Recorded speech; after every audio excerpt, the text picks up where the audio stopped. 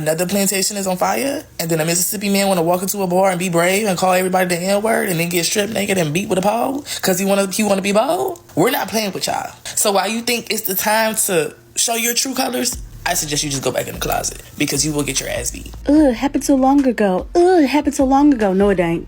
It did not happen that long ago. Proof that it didn't happen that long ago. This is Ruby Bridges, and don't let the black and white fool you. She's a young child that helped segregate New Orleans schools. Again, don't let the black and white fool you. For those who need a colorized pic, here you are. These were the folks outside of the schools terrorizing a 6-year-old child because they didn't want their kids to go to school with a black kid. But anyway, back to this brave little girl. She just turned 70 and she has an Instagram account. Ruby Bridges has an Instagram account. Every time somebody tells you that it happened so long ago, oh my gosh, that happened so long ago, we don't even think like that anymore. I would just like to put things in perspective. Ruby Bridges is here. It wasn't that long ago. We still have so much further to go. What up, my beautiful black people? Welcome to Black People Politics Network.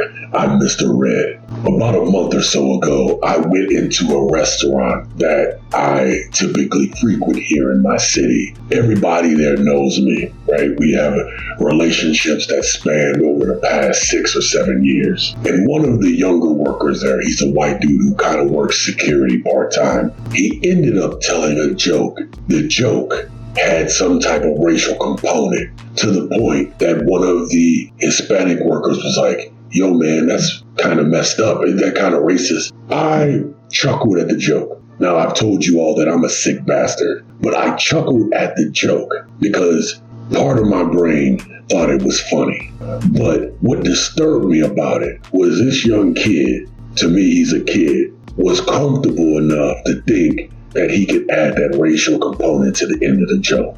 Like we are cool like that. And that's what today's story is about. Trump has made it okay for white people to feel like they can openly be racist without there being consequences. That you can openly disrespect someone and no one is supposed to check your ass for it. Let's strap in. Let's get after it. We don't know his name yet because for some reason the internet and media protects violent men like him. And yes, well, yeah, we know the reason. But this man walked into a bar in Holly Springs, Mississippi, home of Russ College, and started verbally berating the clientele by calling them the N-word. Oh, hell no, man. The N-word repeatedly. And while the clientele tried to calm him down and reason with him, he continued his belligerent tirade. Needless to say, baby, he didn't walk away unscathed. He didn't walk away clothed either. It appears to me that this is what happens when hate speech meets real world consequences. So a guy thinks he can go into a black establishment, hang out with these people, and then say something rude and disrespectful around them as if they aren't supposed to do anything. When I talk to my uncle, he always talks about one thing he hates about this generation is that there are a bunch of keyboard warriors. There are a bunch of people who talk a lot of crap behind that keyboard and in the comments. The boldness of this. For some people, this might come as a shock that there are people who are being outwardly racist. In the next segment, I'm going to show you some more video clips from the owner talking about what his experience was with this situation. The owner of the bar came out on Facebook to show the surveillance videos of what happened inside of the bar and also to talk about Holly Springs Police Department. Watch these videos and I'll be right back. It's coming live. Listen, the owner of CJ's Lounge. I had to come all the way from Chicago to deal with this BS, man. So I'm gonna say this. I got video footage, me, from the establishment. I'm at the Holly Springs Police Department because they harassing me. They harassing my establishment, you dig? For one, they sent me a letter. No, let me say this. No, I ain't closing nothing. I'm staying open. I ain't closing nothing.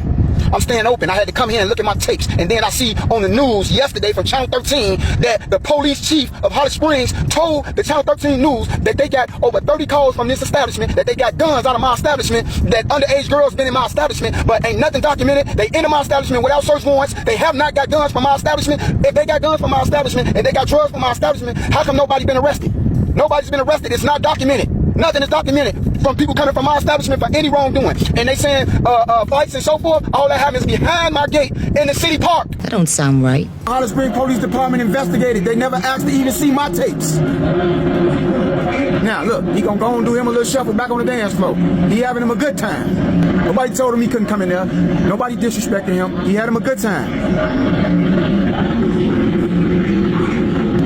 such thing as, I'ma say, ain't no such thing as the white people can't come in here in CJs. We got white people that come in here, we got Hispanics that come in here, we got all races that come in here. We ain't exclude nobody to come enjoy themselves. And just so y'all can know, this is off my camera system. Never touched it for using the N-word. I'm gonna show y'all when he got touched. My dope man trying to keep him calm. He's upset because it's time to go. Leaves out the door, immediately come back in and check out the footage.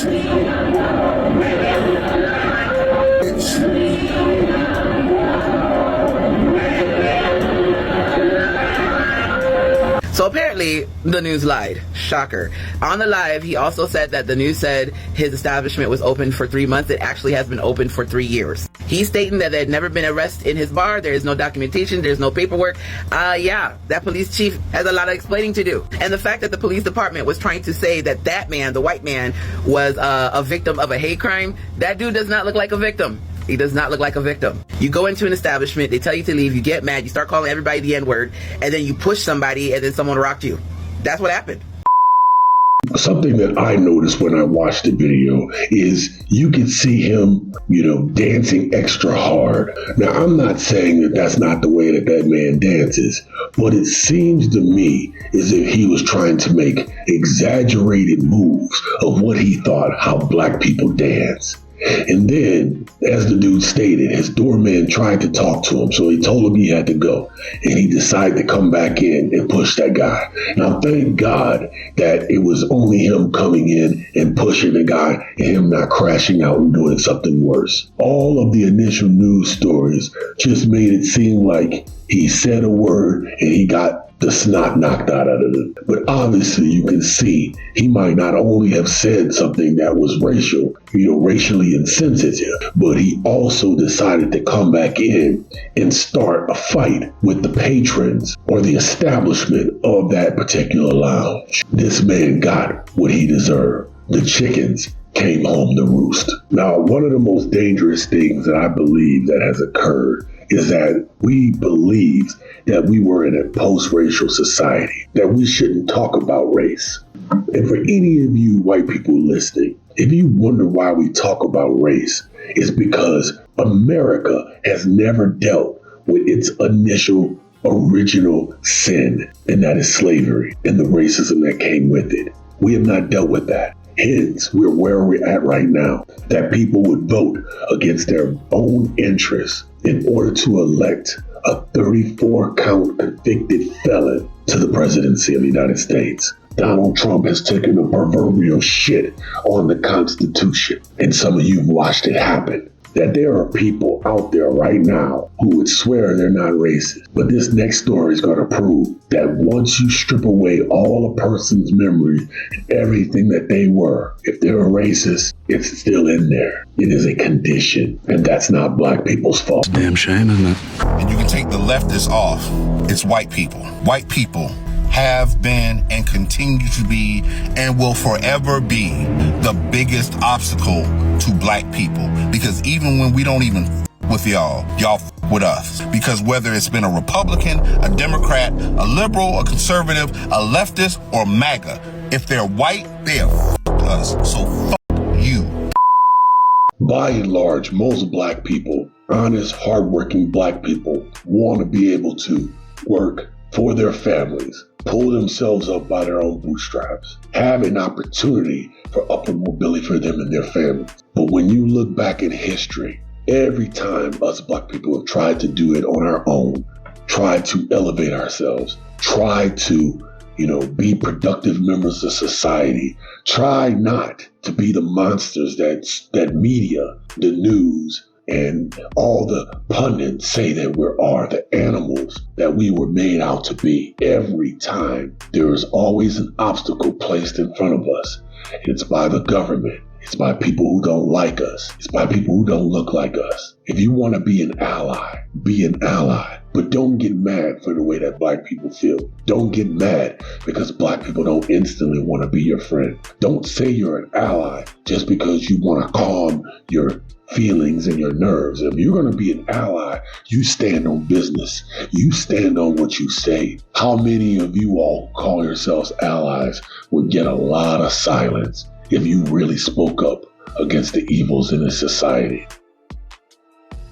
YouTube doesn't want me to spread the truth. So thank you to all the people who have donated through our Cash App. It helps us to continue to make videos like this one. Thank you so much. Please watch this next video right here because, as I said, I'm a sick bastard and I really love showing you F around and find out videos. You're going to love this one.